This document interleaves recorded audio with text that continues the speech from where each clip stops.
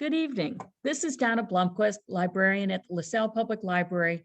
Welcome to tonight's program, the ultimate presentation for Cubs Nation. Before we begin, just a few programming reminders. On Monday, June 13th at 7 p.m., the library will host Pulitzer Prize-winning journalist and author Andrea Elliott in a virtual program. Andrea was just awarded the Pulitzer for her book, Invisible Child, Poverty, Survival, and Hope in an American City. The book chronicles 8 years in the life of a young girl and her family as they move from shelter to shelter in New York. Heartbreaking and inspiring, The Invisible Child is a story of resilience, the importance of family, and the cost of inequity. On Tuesday, June 14th at 6 p.m., the library will host We the People. Madison Steele, coordinator of learning experiences from the National Constitution Center in Philadelphia, will provide a live virtual tour of the exhibit, The Story of We the People, located at the center. With more than 250 years of history to explore, the program will span the years before the American Revolution to present day, highlighting historic elections, landmark Supreme Court cases, momentous events like the American Civil War and Prohibition, and will reveal how the United States Constitution is as important today as it was in 1787. The tour will explain how government works, explore exhibits about federalism, three branches of government with separation of powers, checks and balances, and will spotlight how we, the people, have influenced constitutional history. So come with your questions for We the People. Additional upcoming programs include Master Gardener Natalie Martin presenting her program Snap, Easy Meals to Make, and author programs with Chef Kwame Onwachi, and later in the month, Michelle Zauner. Please check the library's social media or website for more information or stop in at the library. Tonight marks the library's kickoff of its third year with Zoom programming. As promised, a lucky winner drawn from all those who registered and logged in on tonight will receive an Amazon gift card. The winner will be announced at the end of tonight's program. And now I will stop sharing our program screen and mute my microphone as I turn the Zoom program over to author and sports historian Marty Gitlin for what will be both a wonderful look back and a bit of a challenge with questions to you about Cubs history. As always, please post your questions in the chat. Marty, welcome. Well, thank you so much. I presume that I will be sharing the screen right now. Is that correct? Or that is correct. Okay, let me do that. First things first, right? There you go. And you can see my screen now. Is that correct? We can, yes. Okay, awesome. Now, I want to thank the library for bringing me in today. And I want to thank all the participants for joining. I really appreciate it. We'll have a lot of fun today, talk about Chicago Cubs history. And it's interesting because I grew up and I still live in Cleveland, Ohio. So you must be wondering, what I'm doing a program about the history of the Chicago Cubs and writing books about it, like this one right here. And it's an interesting story. I back in the 1960s when I was a kid, every kid really in America who was a baseball fan was pretty much at least 99% of the time just fans of the team in their own city. That's just the way it was, because everything was kind of localized back then. There was no ESPN and there was no baseball, highlights on national networks, and most everything was local. Today, you'll see a lot of kids in a lot of different cities who are fans of other teams besides the ones in those cities. But back when I was a kid, I was a big, Cleveland Indians fan, but I always felt a lot of simpatico back then with Chicago Cubs fans and the Chicago Cubs because, they had gone a long, long time without winning a World Series. And of course, the Cleveland Indians have as well and still haven't won one since 1948. So, I like the Cubs because of that. And I was always just, I really liked their players back then. Ferguson Jenkins and Ron Santo and Billy Williams and Ernie Banks. I just thought they were, for whatever reason, I just thought they were kind of a cool team. So eventually, and I'll talk a little bit about this, but eventually when I had the opportunity as a sports writer and a sports journalist to write books about Major League franchises and the history of Major League franchises, I jumped all over the opportunity to do the Cubs. I did an Indians book, and I did a book on the Red Sox as well. But the publisher gave me opportunities to write about the teams that I wanted to write about. So the Chicago Cubs was one of the very first on my list. Now, a little bit about me before we move forward. I kind of put two and two together when I was in high school. I loved sports and I loved to write, and I said I'll be a sports writer. It didn't take a whole lot of thought. And I went to Ohio University as a journalist, and I actually worked on a school newspaper with a rather, how should I say it, unsavory gentleman. He was a tremendous writer, and he actually worked for the Chicago Sun-Times, covering the Cubs and the White Sox. His name is Jay Mariotti. Just an incredible columnist and writer, but not a very good guy. And he kind of wore out his welcome in Chicago. But I thought I just wanted to point out there was a Chicago connection to my past. And I started as a newspaper journalist covering baseball, a lot of baseball from 1985 to 2002. I won a lot of awards covering baseball. I covered the Indians. I had not seen a game at Wrigley Field for quite some time. In fact, throughout the time I covered baseball, there was some interleague play eventually happened, but I didn't cover the Cubs Indians games at all. It wasn't until I quit the newspaper business in 2002 that I actually visited Wrigley Field, and it was one of the greatest baseball experiences of my life, because I always liked those old school, ballparks like Fenway Park in Boston and Wrigley Field, because those, that's just kind of the way I am. I didn't like all those cookie cutter ballparks, or even some of the new ones that were built. Wrigley was just such an incredible experience. I went on an afternoon game, and the bleacher bums were there in force, and it was just a wonderful experience. Anyway, I want to get the ball rolling here. Chicago is one of the cities featuring the earliest history of organized baseball. In fact, the Chicago White Stockings were a forerunner of the Cubs. It was not the White Sox, but a forerunner of the Cubs. And they won the very first National League championship all the way back in 1876 behind player manager Al Spalding. And there was a Hall of Fame third baseman they had named Cap Anson, and a second baseman named Ross Barnes, who he led the league in doubles, triples, and batting average. People always remember, the names of Cap Anson and Al Spalding, but it was Ross Barnes who was maybe the best all-around player on that team. And here's a little bit more about the early days of the Chicago Cubs franchise.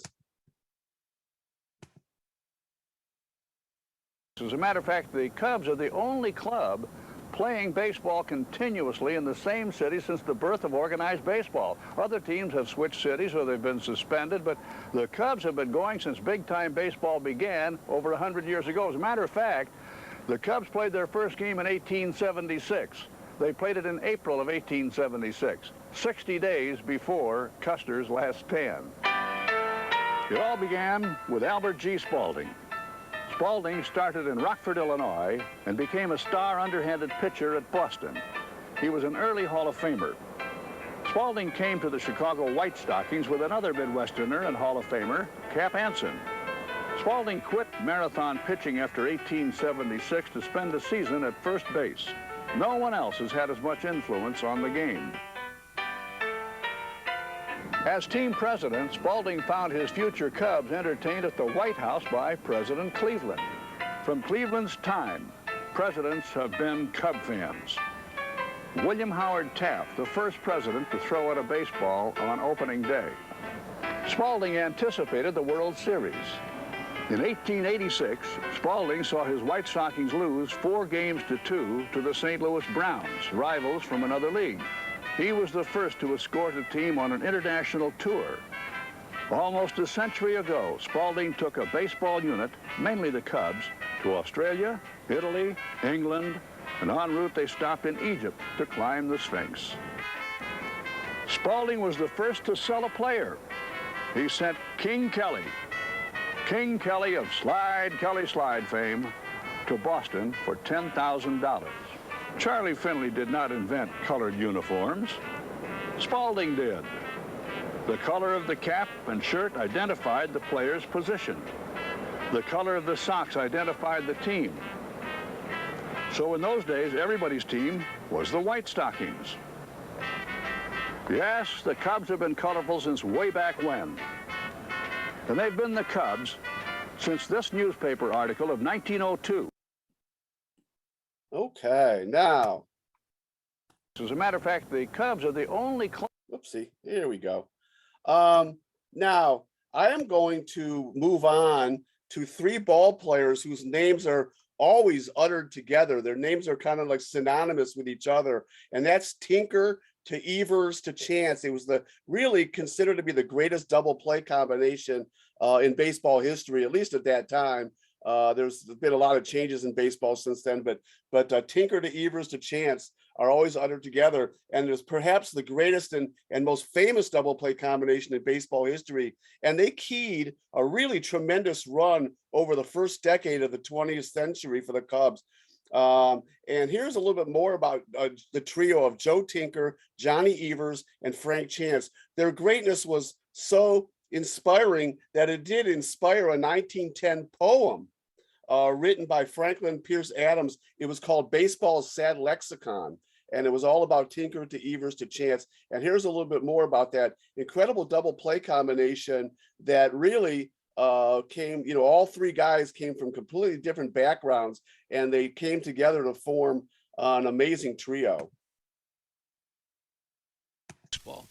Each of these three guys, Joe Tinker, Johnny Evers, and Frank Chance, came from a different part of the country. They grew up in different regions of the country in the 1880s and 1890s when sports and play was looked down upon by a very much a Victorian Protestant society.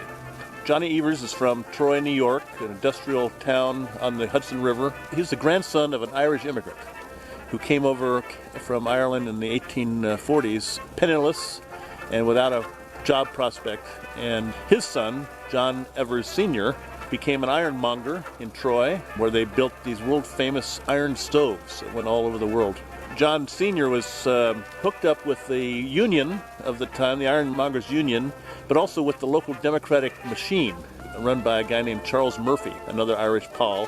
And John Evers Sr. kind of grew up in the ranks of the political scene in Troy to become the superintendent of public schools. Troy was an amazing baseball town. Troy Haymakers were essentially the predecessors of the New York Giants. When the Troy Haymakers was folded, 4 or 5 of their best players went to the new New York team, and that's why they were called the Giants of the Troy team, and the Giants became the nickname of the New York Giants. And then Frank Chance from Fresno, California, each of his parents came across the country by covered wagon on the Oregon Trail as kids. That whole Oregon Trail culture, that migrant culture that infused California at the time, came down to him in his essentially the scion of that period. So his will to win was unmatched by any man, woman, or child alive then and probably now. He was just an indomitable force in baseball, and he has the nickname the Peerless Leader for that reason. Joe Tinker grew up in Kansas City. It was a western boomtown at the time. Joe was another interesting story. He was born of an unwed mother in a little East Kansas town called Muskota. And she was shamed out of town, essentially, and ended up in Kansas City and hooked up with a guy named Tinker. And they raised Joe in a town, like I said, that was just then beginning to create parks and playgrounds for kids to play in. And so baseball became his sport from day one. And then he went off and started playing in the minor leagues. First Denver, then up into Montana, and then ultimately Portland. But his nickname in Montana was Pretty. So he was very popular, ended up as a vaudeville actor, first in uniform, and then after that he was a real showman in his own way. The Cubs of this era illustrate what was going on in the United States at the time, the changes that were taking place culturally, morally. Baseball, which had grown into a thug's game in the 1890s, led to the creation of the American League, based in Chicago, by a guy named Van Johnson, the founder, who wanted to create what he called a clean game, as opposed to the dirty game of the National League. The American League was very successful. In fact, the White Sox started outdrawing the Cubs in Chicago. So the National League had to respond, and they did. Fortunately, they had a team in Chicago led by a manager by the name of Frank Seeley, playing a clean game of baseball. Okay. Let's do the first trivia question of the night. Are you guys ready? You put your answers in chat, and Donna will read the answers to me, and we'll see if you can get them right, okay? Here we go. This is the first one. This is old school. Let's see if you can get it. What Hall of Fame slugger set a major league record that still stands today by driving in 191 runs, 191 RBIs in 1930? And that is still a record today. What Cubs Hall of Fame slugger drove in 191 runs in 1930 to set a major league record?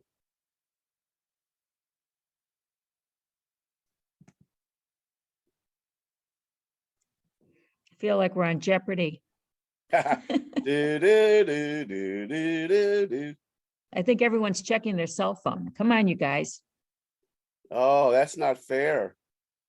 I'm seeing Steve say Hack Wilson, as does Ramona. There you go. You guys got it. Well done, folks. That is correct. Hack Wilson. He was a real slugger. He was only 5'6", but he was a burly guy and he had a lot of home runs. He had 56 home runs one year, did Hack Wilson. Okay, well done. Now, one might believe that since the Cubs did not win another World Series championship after 1908 for 108 years, that they struggled during the seasons that followed, but that's not really true. They were a very strong team for many, many years. They boasted some of the finest players of their generation, such as, Hack Wilson, of course, and they had pitchers like Pete Alexander and Hippo Vaughn and a slugger named Rogers Hornsby, one of the greatest pure hitters of all time. He won a National League Most Valuable Player award with the Cubs in 1929, and he led them to the pennant. They just simply, what the problem with the Cubs was during all those years is they just could not win the World Series. They kept going to the World Series. They went to the World Series in 1910, 1918, 1929, 1932, 1935, 1938, 1945. They just kept going to the World Series and losing. And the only time in all those World Series that they actually took a series to 7 games and extended all the way out was 1945. What I want to show you right now is a little bit about the 1935 World Series that the Cubs lost. And you'll see all about that right now. And now the scene is the home of the Chicago Cubs, where the Tigers and the Cubs continue for the championship. Among those present were Ford Frick, the president of the National League, with ex-president John Hyland. There's champion Jimmy Braddock and Detroit's brown bomber Joe Louis. That's the late Frank Navin talking to Marvin Owen. The Cubs hopped on schoolboy in the 3rd inning when the rejuvenated Charlie Klein comes through with a tremendous clout into the right field bleachers, scoring Herman, who had tripled ahead of him.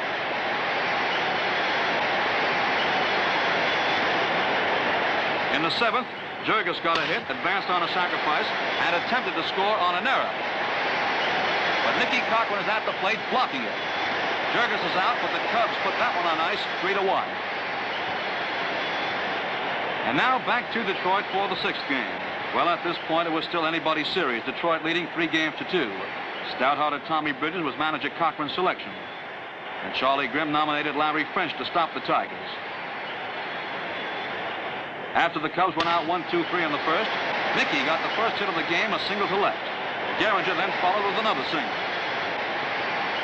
Goslin pumped, and when Pete Fox doubled down the left field line, Nicky Cochran came in to score. And the crowd lets loose in a big way.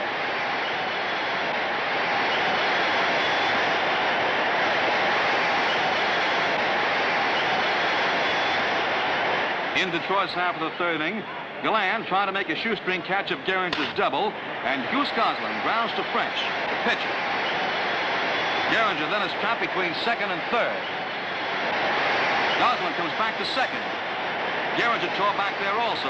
Goose headed back to 1st, and he was thrown out. Quite a play.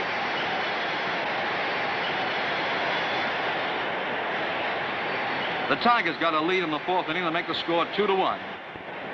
In the 5th, French single. And then Billy Herman smashes a drive deep out towards the bleachers for a home run. And the score is 3-2 in favor of the Cubs. Billy Herman jogging around the base paths, scoring Larry French ahead of him. Okay.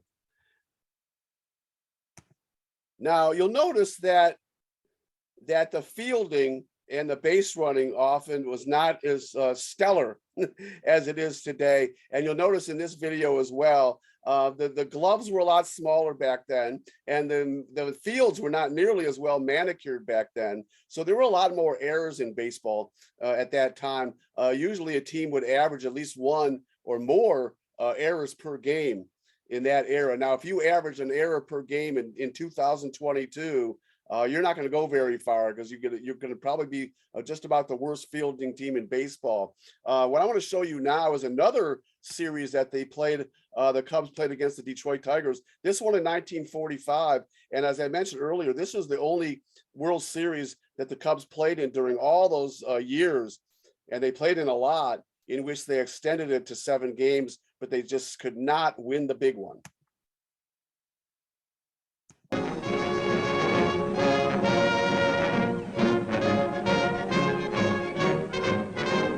For the 6th game at Wrigley Field, Virgil Trucks and Claude Passaw are back, gunning for their 2nd victory in the series, with another capacity crowd on hand. With the Tigers ahead 1-0, Pafko singled through the box in the Cubs' half of the 2nd. After Nicholson fouled out, Livingston forced Pafko at 2nd, and when Webb threw wild to 1st, Livingston tried to take 2nd but was tagged out, Richards to Webb. Don't get angry, boys. In the 5th inning for the Cubs, after Livingston started with a single to center field, Hughes beat out a bunt when York slipped in fielding the ball. Passaw then hit a bounder to Trucks, and all runners were safe when the throw to 3rd pulled Outlaw off the bag. Hack came through again with a single to center, scoring Livingston and Hughes. And when Richards missed Kramer's throw to the plate, Passaw went to 3rd base and Hack to 2nd. After Johnson was out and Lowry walked, filling the bases, the dependable Cavaretta lined to hit to center, scoring Passaw and Hack, putting the Cubs in front 4-1. Here's the Tigers' 7th, with the Cubs now in front 5-1. Hostetler, batting for Webb, was safe on Hack's fumble. Mayo was an easy out, but Kramer singled to left. And Hostetler stumbled after rounding 3rd base and was out trying to score, Lowry to Livingston to Hughes. Greenberg walked. Then Cullenbine singled to center, scoring Kramer.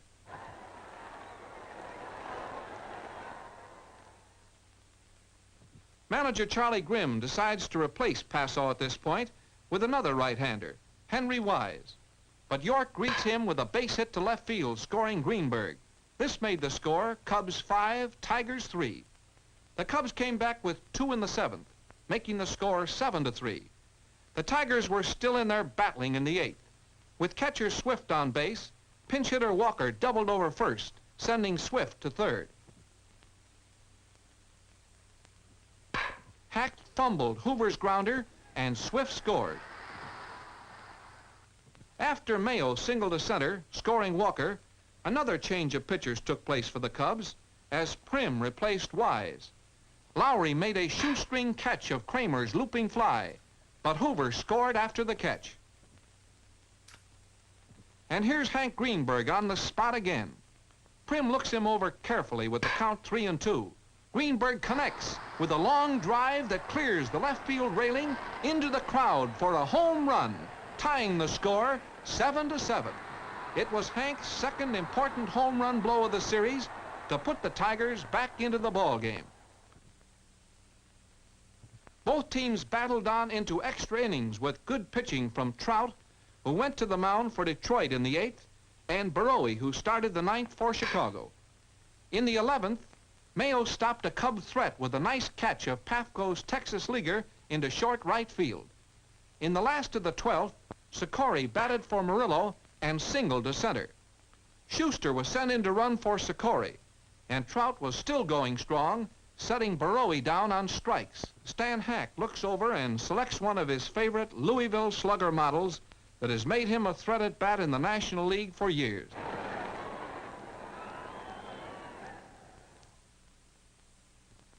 Hack then lines a double into left field.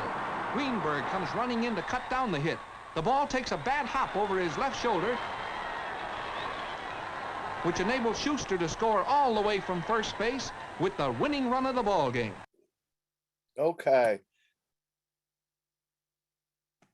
Now that was a winner. I'll tell you what. Back then, around World War II and a little bit beyond, there were probably a lot of Cubs fans that were not very superstitious people. But whatever they wanted to call it, the curse of the Billy Goat or whatever it was, well past 1945, a lot of people who were not superstitious started to believe in the curse because the Cubs went year after year, so many times in the World Series without winning one. And it got very, very frustrating for Cubs fans who were born and raised and lived their whole adult lives and lived long lives and died without ever getting to see the Cubs win a championship. Now, let me give you your second trivia question, and we'll move on to a little bit more of a modern era. And here it is. This is a little bit more of a modern question. What power-hitting veteran third baseman who once starred for the Los Angeles Dodgers led the Cubs in runs batted in 1984 with 97?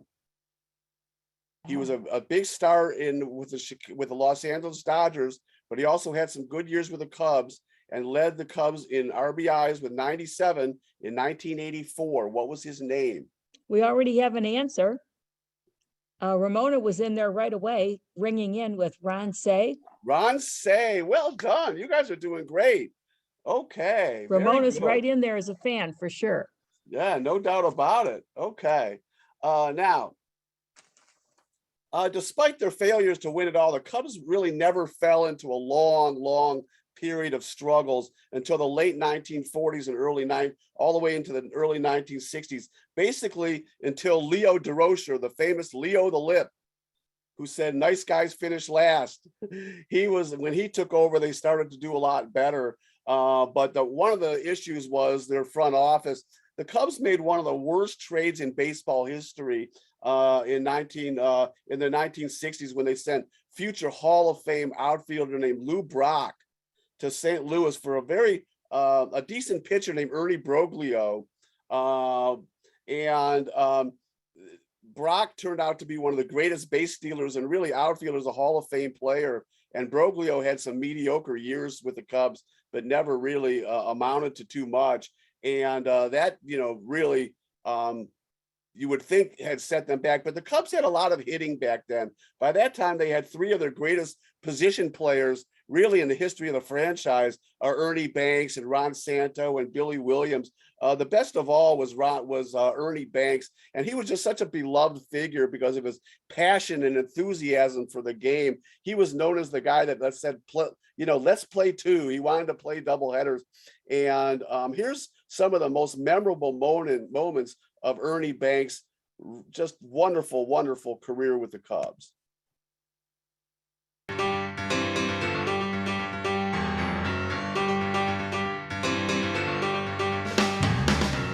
The hot and cold Cubs move into Milwaukee, featuring Ernie Banks, who succeeded Henry Aaron as the National League's most valuable player. Ernie's 47 home runs established a major league record for shortstops. Here's a good shot off the bat of Ernie Banks, deep to left field.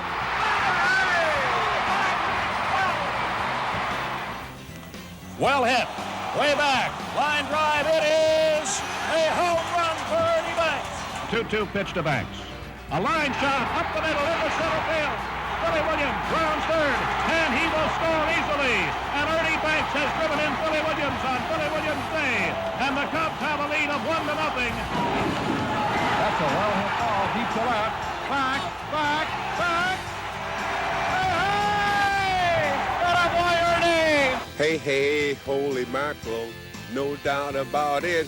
The Cubs are on their way. Hey! Long drive, left field. Going.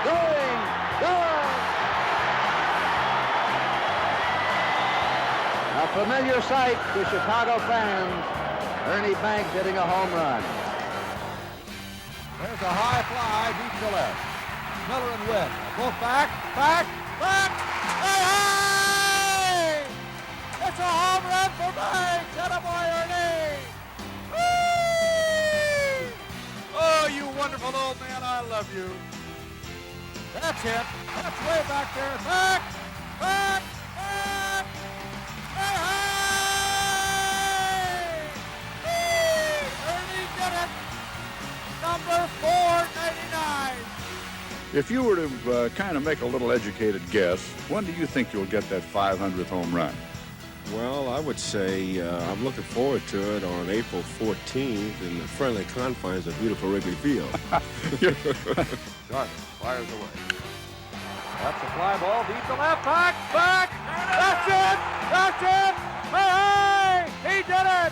Ernie Banks got number 500. A line drive shot into the seats and left. The ball tossed in the bullpen. Everybody on your feet. This is it. The Cubs, what you heard there on several occasions was the legendary announcer Jack Brickhouse. And one of the things that makes the Cubs so beloved with their fans and such a tight-knit organization and tight-knit relationship between the organization and the fans has been their radio and television announcers over the years, including, of course, Jack Brickhouse and Harry Carey. And the fans, the bleacher bums in the stands and everything. And even though the Cubs have not had a lot of championships, only the one World Series title in 2016 for more than almost 120 years now. They are really one of the most beloved franchises among their fan base in baseball history. Now, I'm going to move on a little bit. In 1969, in the mid to late 1960s until 1969, really 67, 68, whatever it was, the reason the Cubs didn't win was not because they couldn't hit. They scored enough runs with that, with Santo and Williams and Ernie Banks in their lineup. The problem was that they just had a bad pitching staff most of that time. But by 1969, they had developed some or acquired some really fine pitchers, including Bill Hands and Kenny Holtzman and of course Ferguson Jenkins, who ended up winning 20 games 6 years in a row. And in 1969, that year, that looked like that was going to be their year. They spent the first half of the year and beyond, well into July and August, just dominating the National League East. And all of a sudden, they got the Miracle Mets of 1969, who had never finished above 8th place in the National League, and in fact had always been a horrible team until that year. They started sneaking up on the Cubs, and the Cubs collapsed. And what I'm going to show you here is not just the Cubs collapse, but the very infamous Black Cat incident at Shea Stadium in New York that seemed to kind of spook the Cubs and really kind of set the tone for the complete collapse. Caught by Flickers, the ball game is over. Well, the feeling is mid-August, you feel you got it. You're going to win a pennant this year. We were so close, you could reach out and touch it. Late August, the Cubs have a 7-game lead or so up on the Mets. The Cardinals are done. The National League gives the Cubs permission to print playoff tickets. Now, this is a team that hasn't made the postseason since 1945. So imagine the excitement of being able to purchase a playoff ticket. We were planning are we going to camp out in front of the park in order to get tickets? We saw the World Series and the pennant in our heads. It was happening. I have no idea, as an 8-year-old, that we have a history of staking up the joint. So I'm thinking the Chicago Cubs, they're the greatest. Have no idea what I'm in for. We knew to win was part of our destiny. And for us to lose, we were in control of that. There's a well-hit ball. Look out. Let's score. A home run, and we have a brand new ball game at Wrigley Field. All of a sudden, we're at the same ball club. We were getting plenty of hits, 7, 8, 9 hits, only scoring 2 runs, hitting to a lot of double plays, or just not executing as well as we should. Ground ball. Bouncing out to Kess. Oh, no. Kessinger overruns the ball.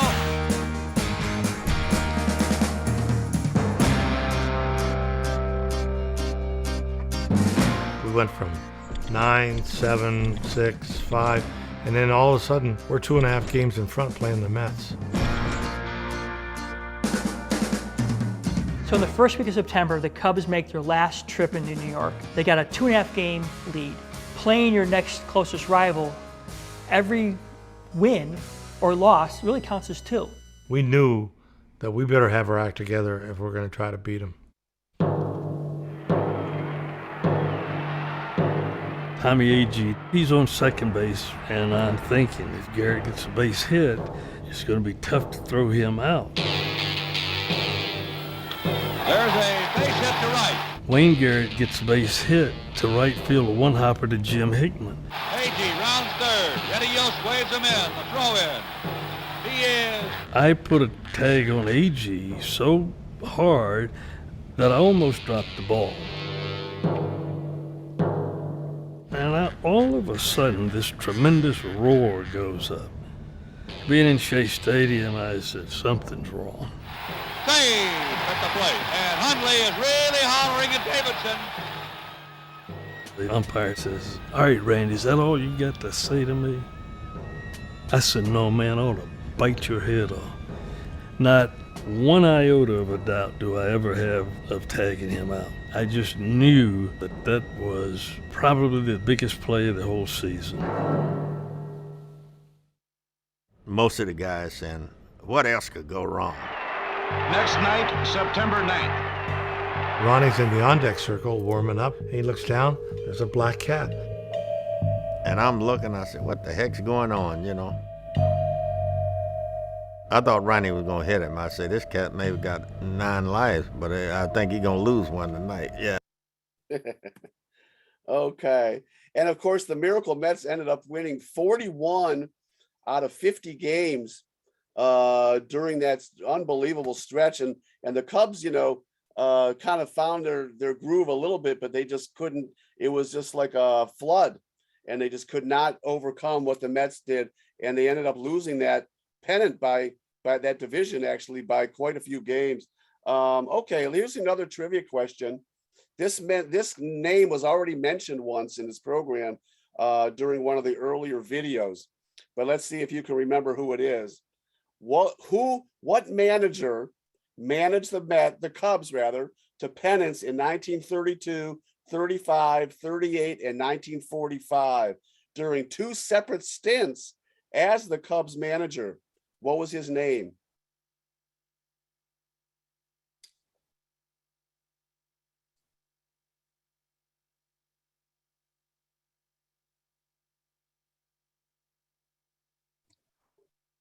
Billy Herman is an answer from Steve Wolf. Okay, that's not the right answer. He was a player during that era, but he was not their manager in 32, 35, 38, and 45. Keep trying, Steve.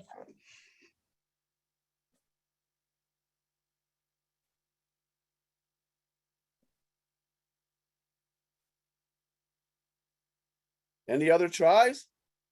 Okay, we have Ramona with Charlie Grimm. There you go, Ramona. Oh my Good gosh. job, Ramona. Well done. You guys are 3 for 3 on trivia. Now, I got to tell you, that is very rare when any group in any of the programs I do gets all 5 trivia questions right. So you guys are on a real roll. You're 3 for 3 so far. Well done. Now, the Cubs continue to win under DeRocher, even as their trio of Ron Santo and Billy Williams and Ernie Banks were really aging, and Ferguson Jenkins kept winning 20 games every year. But their departure through retirement or trade, that kind of resulted in a youth movement and a lot of losing. They actually traded Ferguson Jenkins, but they got a really good hitter for him from Texas named Bill Madlock, who was a wonderful hitter, a batting champion. But they just continued to be bad for quite some time. But in 1984, it started to come together again. They actually were in contention for the division title, and they acquired from Cleveland a pitcher named Rick Sutcliffe. who was absolutely, you know, he was a good pitcher, not a great pitcher, but a good one. But in 1984, he was absolutely unhittable. He won 16 games and lost one for the Cubs down the stretch, and they ended up winning the division, and they were about to go to the World Series in 1984. They were up 2-0 to San Diego and blew it. And that was just another example of the curse of the Billy Goat and another source of frustration for Cubs fans. But they did that year and beyond have someone to root for. And that was a young kid named Ryne Sandberg, a second baseman, who actually won MVP honors in the National League that year. The Cubs won the first 2 games of that series against San Diego, but lost. But here's a little bit more about one game that was played in 1984 that really, really transformed or turned Ryne Sandberg into a superstar. Sandberg hitting .327 now. The pitch. There it goes. Way back. It might be. It could be. It is. Holy cow. The game is tied. The game is tied. Ryne Sandberg did it. Listen to the crowd.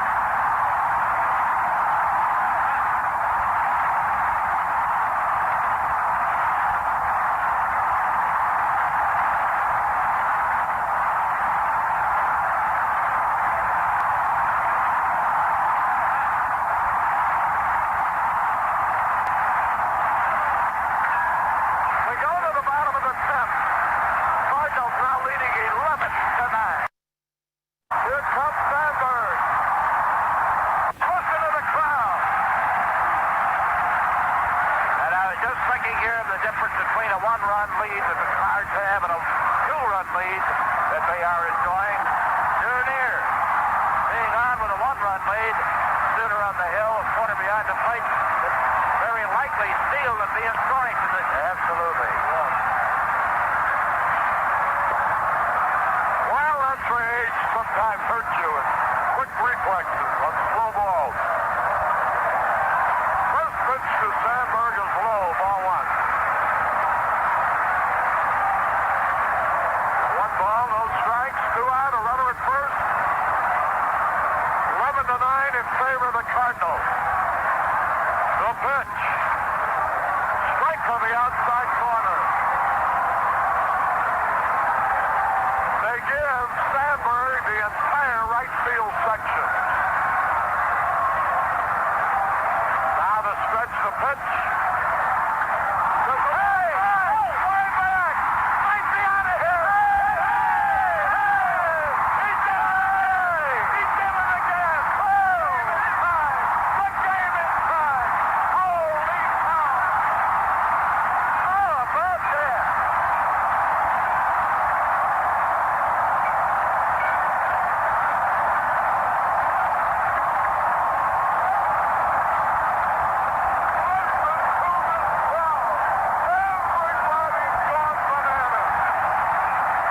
Okay. That, by the way, was June 23rd, 1984.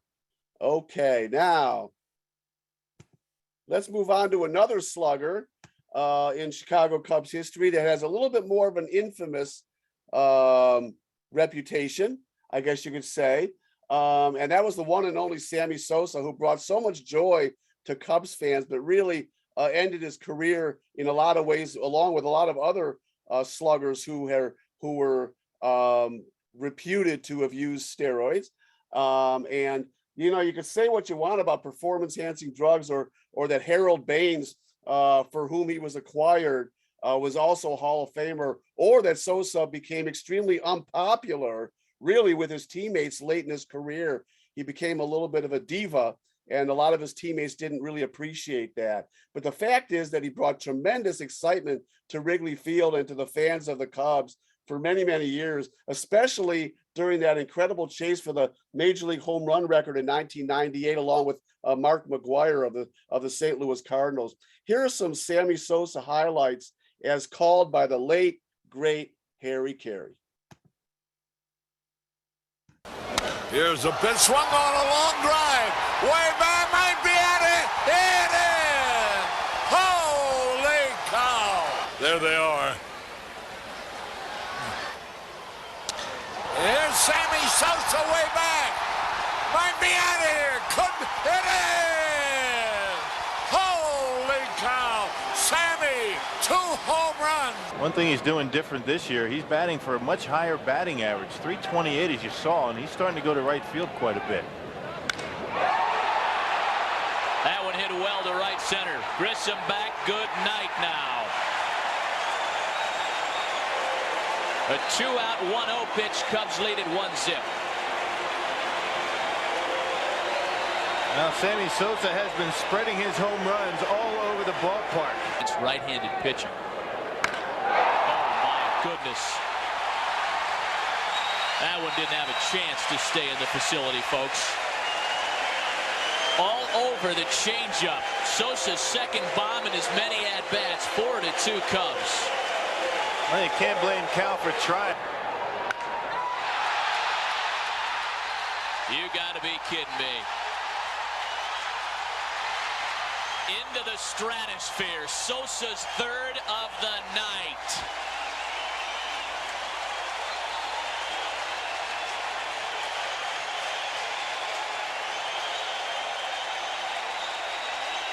Look at the extension, a 2-1 fastball out over the plate, and Sammy Sosa not the only one that knows it's gone. Bam, hits down in the zone. And that, of course, is the very famous Sammy Sosa hop. After he blasted a home run and he knew it was gone, he had that little hop, and that became kind of legendary. Now let's go with trivia question number 4. In what year did Wrigley Field turn on the lights and host its first night game? What year did Wrigley Field turn on the lights and host its first night game?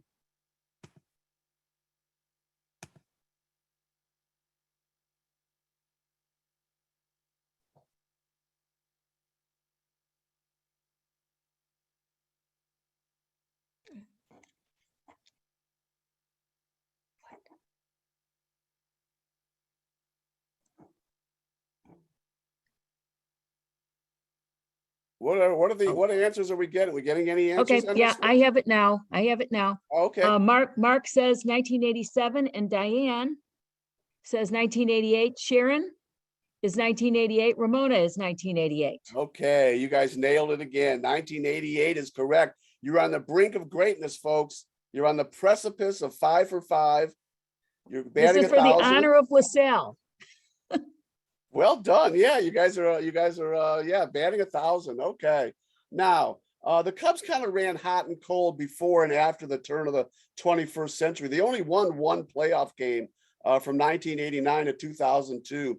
But with Sosa and a lot of the really strong young pitchers who would eventually fade leading the way, they absolutely shocked the Atlanta Braves to win the 2003 National League Division Series. And they seemed certain to be on the verge of beating the Florida Marlins for the pennant that year in 2003. They were leading 3-2, and they were up 3-0 in the 8th inning at Wrigley Field in Game 6. And Marlins hitter Louis Castillo, he hit a lazy foul pop-up, and Cubs fielder, left fielder Moises Alou kind of sauntered over to the stands, and he tried to reach in and catch the ball. But as you all know, a Cubs fan named Steve Bartman got in his way and forever etched his name in infamy in franchise history. And this is how that went down and what happened next. Again in the air, down the left field line. Alou reaching into the stands and couldn't get it, and he's livid with a fan.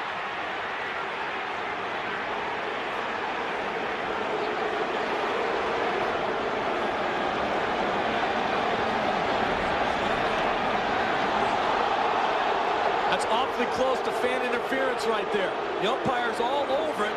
The umpire right down there, Mike Everett's on the play. If Alou has to reach into the stands, it's fair game for the fans to catch the ball. If the fan reaches out over the field, then it can be ruled fan interference. That is very, very close. Why? And it's ball 4 to Castillo. The pitch gets away from Baco, and advancing on to third is Pierre. Into left field, a base hit by Rodriguez. He is delivered again. Pierre scores to make it a 3-1 ball game. The tying run is aboard, and the go-ahead run is coming to the plate. 2. Ground ball in the hole is short, and bobbled by Gonzalez, and everybody's safe. They weren't going to turn the double play. They certainly would have gotten the force out at second base. Looks like Gonzalez is trying to just make this play a little too quickly. This is an easy play. You're just going to second to get one out. Get right off the heel of his glove.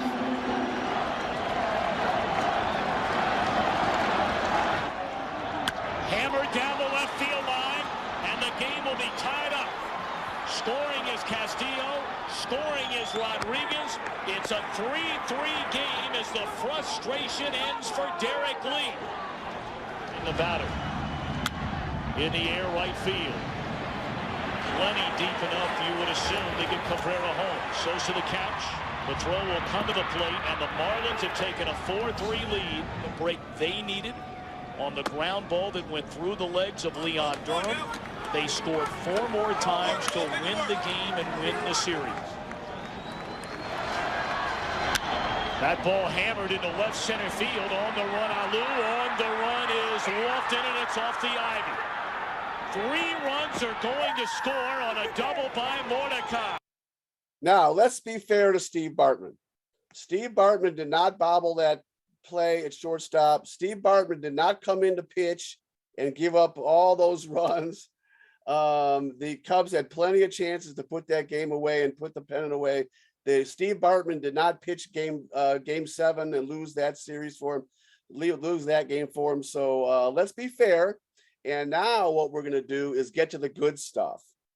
We're going to go to the end of the Curse of the Billy Goat, 2016. And what's interesting is that team had no really established superstars like the team like with Sosa.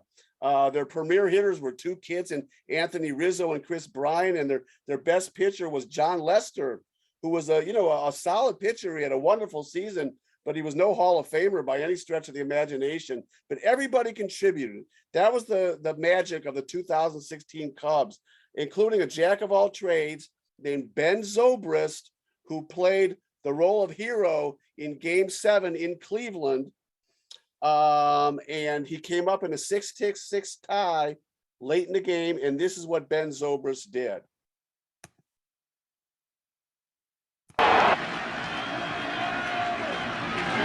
Zobrist stands up. Cubs will take the lead. Almora digging to the plate.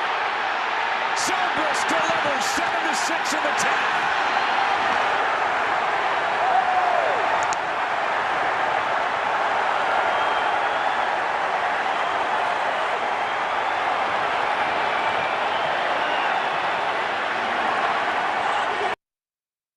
Okay, we are not done with 2016.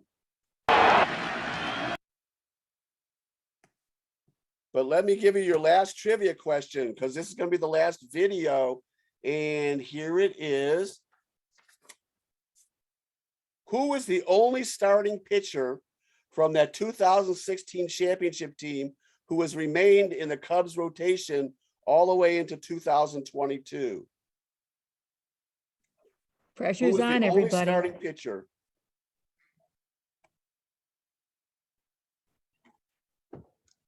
Okay, so we have Ramona with Hendricks. We have Diane with Hendricks. We have Steve with Kyle Hendricks. Oh, you guys are great, man. Here you go. I would do a standing ovation. I'll do a sitting ovation for you. 5 for 5 on your trivia. Very well done, folks. You guys are real knowledgeable Cubs fans. I commend you for that. Now what we're going to do is return to 2016 and celebrate all over again, because Cubs fans were waiting for 108 years to win one. So you deserve 2 videos from 2016. 2 down. Cubs lead by a run. Tying run at first. A little bouncer slowly toward Bryant. He will glove it, throw to Rizzo. And the Chicago Cubs win the World Series. The Cubs come pouring out of the dugout.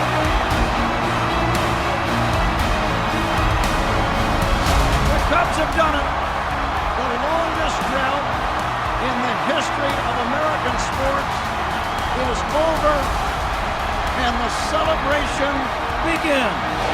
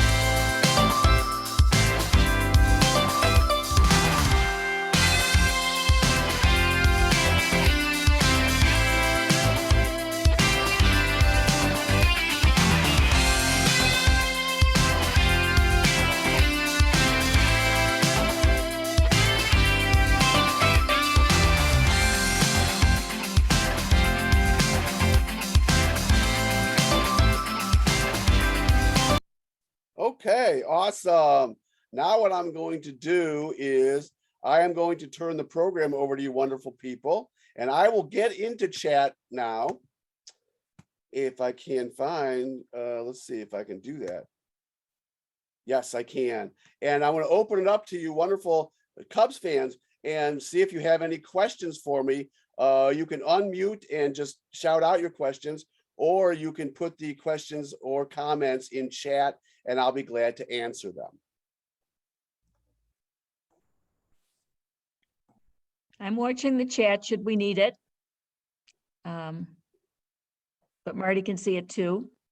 Anybody have a question? I know it was so overwhelming watching that 2016 victory. I know. It's That just you know, brings we're back all these teary-eyed and have wonderful to catch a memories, breath. and I know people are worried about the Cubs these days because they got rid of Bryant and Baez and Rizzo and all, but they got some good young kids. I like that Patrick. I like that Wisdom kid and Schwindel, and I think they're going to be okay in the long run. But I know it's tough being a Cubs fan right now because they're not winning as much as people would like.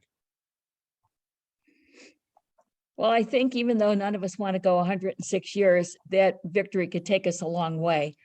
But we're always hopeful. I know Cleveland fans here, the fans of the Indians here in Cleveland, know the feeling about long droughts, and they're all waiting also for a parade. I know there were some people that didn't want the Indians to play the Cubs because somebody had to lose, and it would have been better if the Cubs had beaten like the New York Yankees or something like that, because everyone would have been able to root for the Cubs very easily. For sure. Well, okay. If you folks do have questions, because we are at 7 o'clock, if you do have questions that come to mind, shoot them off to us at the library and we'll make sure we get them to Marty. I'm sure he can get in touch with you. While you may be thinking of questions or comments you want to ask, I want to let you know about this book. It is the Ultimate Chicago Cubs Time Machine book. It's the only book really that covers the entirety of Chicago Cubs history, going back to the Chicago White Stockings of the 1800s. And I will only brag once tonight. I will brag once. I won more than 45 awards as a sports writer, mostly covering baseball. And I only tell you that to let you know that I write in a very entertaining style. And if you want to get the book, it's now, I used to have an Etsy page where I sold the book, but now I'm putting it on a new site. So you'll have to email me. with your interest in the book. And please write down my email address if you would like a copy of the book. It's M. Gitlin. You can see my last name, M. Gitlin, Gitlin, at sbcglobal.net. That's M. Gitlin at sbcglobal.net. I autograph all my books for free, and I can personalize it for free as well, and I ship it for free. So there you go.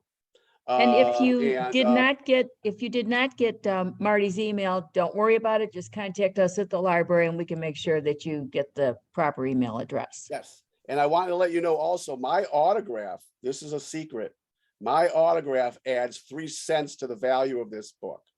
Well, that's outstanding, Marty. Great news. We do have but anyway, you'll have a lot of fun with it. It is a really, really fun book. And like I say, I write in a very entertaining style. M. Gitlin at sbcglobal.net. And just email me and I'll tell you how to get it. Marty, we do have a couple of questions. Great. This one's for you from Ramona. What is the best Cubs game you attended over the years? Well, I only attended a couple because, like I say, I live in Cleveland, and I attended a game in around 2009, and it was a good game. They played the Dodgers. And I don't remember all the details. What was really, memorable for me was just being at Wrigley Field, because as soon as I crossed that threshold and got into Wrigley Field, this whole feeling of, kind of like this feeling of warmth with the fans. I felt I felt like I was just melding in with all those Cubs fans and the ballpark and the ivy. And, it was just such an incredible experience just walking into that ballpark. And it was an afternoon game, which I specifically picked out an afternoon game to attend because of the bleacher bums. And they're known, they were just always known as, even though they were playing night games, of course, by then, they were always known for playing afternoon baseball. It was a Friday afternoon. It was just an incredible experience for me. The game itself was really secondary. The experience was great, I'm sure. Sharon sends her accolades. Excellent program. Thoroughly enjoyed it. And Diane says, thanks for being a Cubs fan, even though the Cubs beat the Indians in 2016. Well, I'm an Indians and a Cubs fan both. And so I was, being in Cleveland, I can't say that I was torn. I was rooting for the Indians because they've been my team forever and ever and ever. But I was, the fact that the Cubs won it was softened the blow quite a bit. It really softened the blow a lot because I always felt a sense of simpatico with Cubs fans, and I would have rather lost to the Cubs than any other team in the National League. That's for sure. Well, that's generous of you to say that, Marty, because now you're welcome back in Illinois. Ramona signs off with, every time I get my first glimpse of Wrigley Field, it takes my breath away. And I'm sure that's true for a lot of Cubs fans. It does. Even when we see it on TV. Yeah, it's a ballpark. It It's is. not a stadium. You always think about playing at a stadium, and there's only a few places that really you feel like you're at a ballpark as opposed to a stadium. And even all the new, the new ballparks in Baltimore and relatively new Baltimore and Cleveland and, and wherever, Milwaukee, Texas, I still think of them as stadiums. The only places I really think of as ballparks are Fenway Park and Wrigley Field. Those are the only two that I really look at. I only really feel that way about. Well, this has been a terrific program, Marty. I hope you've enjoyed doing it as much as we've enjoyed listening and learning. Once again, Marty's book, The Ultimate Chicago Cubs Time Machine book. We do have a copy at the library, but it has been checked out a lot. You'll probably have to put a hold on it. That personalized and signed copy can be gotten directly from Marty, should you want one of those. And again, we can make sure that you have the email. This book makes one feel like an insider, and it is completely entertaining. Great gift idea for anybody who flies the W. And now to announce our winner of the drawing tonight. Tonight's Amazon gift card goes to Mary Haig. So Mary, we will be in touch to get you that Gift certificate, congratulations. We are delighted to have begun our third year of Zoom programming with Marty. What a great kickoff for the library and a fun beginning to summer programming with the Boys of Summer. Marty, I'll turn it back over to you for closing comments. I just want to say thank you again to the library for bringing me in. This was just a really wonderful experience, and it was great to share with really, hardcore Cubs fans, because I could tell by the trivia that you guys really knew what your stuff, and that made it even more special. I want to thank you all for being here. Thank you, Marty, and to our audience. Please complete the short pop-up survey that will appear when we close the Zoom connection. As always, we value your input.